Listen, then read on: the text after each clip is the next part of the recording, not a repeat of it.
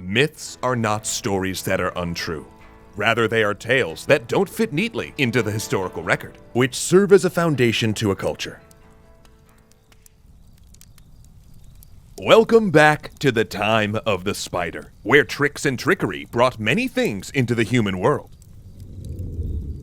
One of which was a dangerous thing, an evil thing, something that had long been walled off from mortal kind. For you see, long, long ago, Jealousy lived alone with his bride. He built a whole village, empty and devoid of villagers, so he could live in the center of it and no one would come near his wife. But Anansi was always pushing, always testing the limits of what could be. So when he heard of the beauty of the wife of Jealousy, he went to go see if he could make her his own. With tricks and guile, he lured Jealousy away from his house and swept off with his lonely bride. But with nothing to guard jealously, Jealousy left his solitary village and came into the world.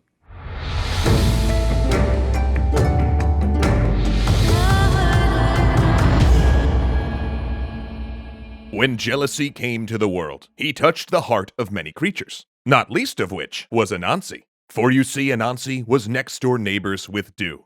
And as the summer came, they both helped each other to plant and cultivate their crops, as they always had done. But as time went on, Anansi saw that the corn that Dew was growing was much larger, richer, and tastier looking than his own.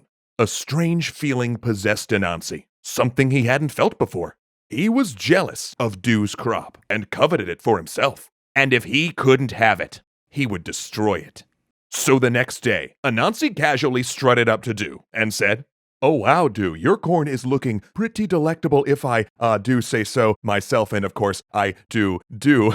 But I know a secret to make it even better. If you cut it all down now, and I know this sounds a little kooky, it'll grow back tenfold before the season, ends." Wink. So Dew, kind and trusting neighbor that he was, decided that night to heed Anansi's advice. He happily destroyed his crop, believing that it would grow back richer, fuller, and more plentiful. But the next day, when the other villagers saw his entire crop had been hewn down in its prime, they asked, "Dew, who cut down all your corn? You had such a good crop." Dew told them that he himself had done it, that Anansi had promised it would all grow back bigger and better than before. The neighbors laughed at him and told him that he had been tricked. His corn would not grow again. Dew was furious, and right then, he swore that he would trick Anansi even worse in revenge. So Dew worked tirelessly, saving every penny until he had amassed a small fortune. He went out and bought fancy farming tools, new clothes, and other luxurious goods. Then he brought in his secret weapon, his mother. He explained to her his plan. He would tell Anansi that she had died and build a fake coffin for her funeral. Then he would invite everyone in the village to attend her wake. And once everyone had arrived, Anansi included, Dew's mother would sneak under the floor beneath the coffin, along with all of the fine goods he had purchased with his newfound wealth, and then they would launch their surprise. The day of the funeral came, and the game was afoot. Once he saw Anansi, Dew began to cry loudly. "My mother has died so suddenly, and left me nothing to remember her by. Not even a single farming tool." On cue, Dew's mother put on her best ghost impression and tossed the farming tools out from her hiding place in the floor under the coffin. Anansi grew wide-eyed with jealousy. He didn't have such nice tools. Then Dew lamented, "And we never knew the blessings of money or finery when she was alive." Then Dew's mother took all of the money he'd saved, along with the fine clothes, and tossed them through the floor right at him. At this sight, Anansi was even more incredulous. Dew had gotten the better corn, nice new tools, clothes, and cash.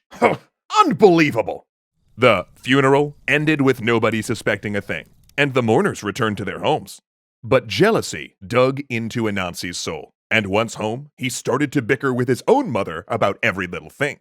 It got worse and worse, until one day, Anansi snapped and asked his mother, "Oh, mother, why? Answer me, please. Could you have not just, died like, I don't know, Dew's mother did?" The fight escalated and escalated, until in a fit of rage, Anansi struck his mother with a stick, killing her in a single blow. Anansi stood there for a moment, stunned by what he had done.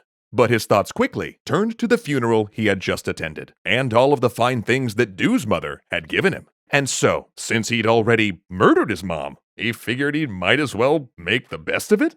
Anansi prepared a funeral, just like Du had done. And once everyone was gathered, he cried over his mother's coffin and mourned how they had never been able to know wealth while she was alive. Then he waited expectantly. Nothing. He tried again, crying and pounding his chest, lamenting that they had never been able to afford fine clothes or expensive tools during her lifetime. And still nothing.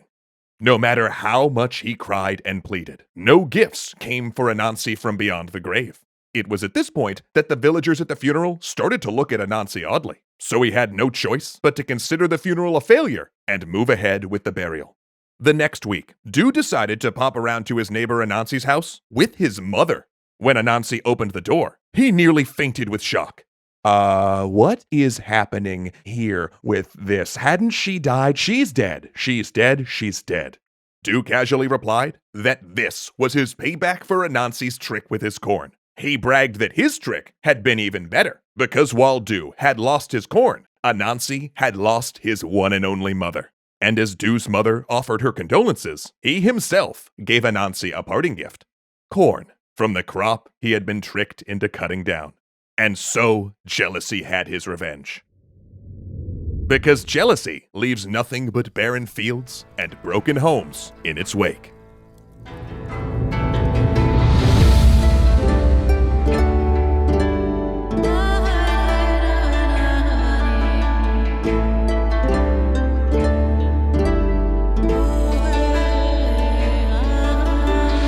Legendary thanks to patrons Ahmed Ziad Turk and Kyle Murgatroyd.